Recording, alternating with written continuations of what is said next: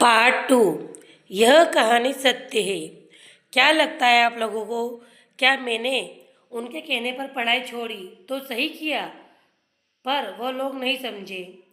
जब मैंने सोचा कि वह कह रहे हैं मैं वही करती हूँ, तो मैं भी उनके कहने पर पढ़ाई छोड़ दी।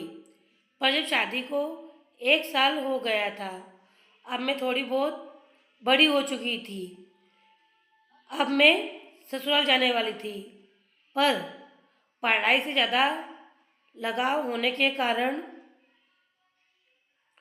मुझे कुछ समझ नहीं आ रहा था कि यह लोग मेरे साथ ऐसा क्यों कर रहे हैं। मैं तो जानती नहीं थी कि इतने बड़े लोगों के दिमाग में भी इतनी गंदगी होती होगी, क्योंकि जब से मैं समझने लगी थी उसके पहले ही सगाई हो चुकी थी। क्योंकि सगाई जल्दी होने के कारण मैं जानती थी कि मेरा परिवार पढ़ा लिखा है। अब मुझे भी बहुत अच्छे से पढ़ाई करनी है। अब मेरा पढ़ाई के प्रति बहुत ज़्यादा मन लगने लगा था। मैं बस एक बात जानती थी कि मुझे पढ़ लिख कर कुछ बनना है, क्योंकि ससुराल वाले भी पढ़े लिखे थे, तो मुझे पता था कि वह मुझे पढ़ने देंगे। पर मुझे नहीं पता था कि मैं मेरी ज़िंदगी में इस मोड़ पर आकर खड़ी हो जाऊंगी। अब जब 1 साल बाद मैं शादी करके ससुराल गई, 1-2 महीने सब अच्छा चल रहा था। फिर एक दिन मैंने मेरे ससुर जी से बोला कि मैं आगे पढ़ना चाहती हूँ, क्योंकि मैं उन्हें बचपन से जानती थी। वह मेरे प्रिंसिपल थे, पर उन्होंने इनकार कर दिया। छोटे घर की हो, छोटे घर की बन के रहो।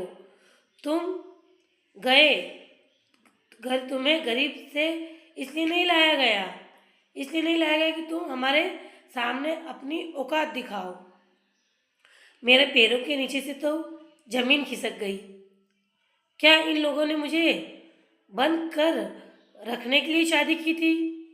मुझे बहुत दुख हुआ, और ज़्यादा उम्र की न होने के कारण मैं फिर से पढ़ाई करने का सोचा। और जिससे मेरी शादी हुई थी वो तो खुद ही अनपढ़ था। यह बात मुझे नहीं पता थी। एक गरीब परिवार से होने के कारण मेरी शादी इसीलिए अपने बेटे से करवाई, क्योंकि उनका बेटा अनपढ़ था।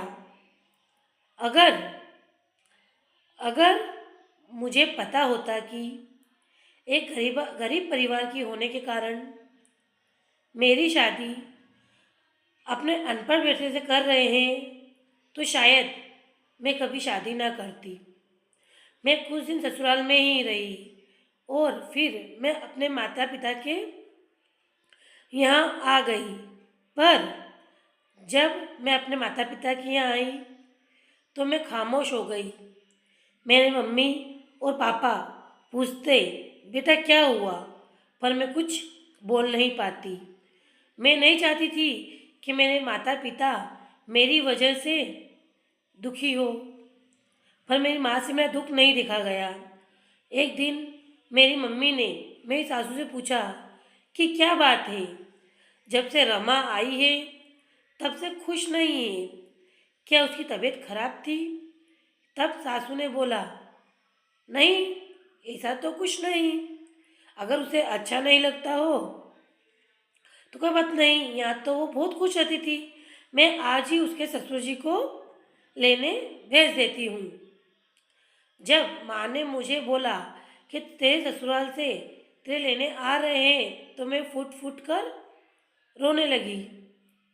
तब उनने पूछा कोई बात हो तो बताओ, पर मैं कुछ ना बोली और जाने की तैयारी करने लगी, क्योंकि मुझे लगा था कि मेरी वजह से मेरे माता पिता को तकलीफ होगी और वह भी यही कहेंगे कि जो ससुराल वाले बोलते हैं तुम्हें वही करना होगा, क्योंकि अब मैं ससुराल वाले भी जान चुके थे, मैं सब कुछ जान चुकी हूँ। उनका बेटा पढ़ा लिखा नहीं है, यहाँ तक कि वह पूरी तरह से आवारा है। अब उन्होंने मुझे पर प्रेशर डालना शुरू किया, यहाँ तक कि वो मुझे रोज़ डराते भी थे कि तुम यह बात किसी को नहीं बताओगी, क्योंकि उन्होंने सबको यही बताया हुआ था कि उनका बेटा पढ़ा लिखा है और आगे जाकर डॉक्टरी करेगा। मुझे कहा खबरदार यह बात किसी को बताना मत, क्योंकि वह जानते थे कि अगर बच्चे हो जाएंगे तो कहाँ जाएगी। मेरा पति तो दिन भर दारू में धुत रहता, दारू पीकर मुझे मारने लगा था। गाइस, मेरे आगे की कहानी के लिए बने रहिए इसी चैनल पर, और मेरे आगे की कहानी पार्ट 3 में आएगी। और जिन्होंने चैनल को लाइक, सब्सक्राइब और सपोर्ट नहीं किया, प्लीज़ चैनल को सब्सक्राइब करें और कमेंट में बताएं कि क्या हुआ होगा मेरे साथ आगे। और आगे की कहानी जानना चाहते हो तो प्लीज़ चैनल को सब्सक्राइब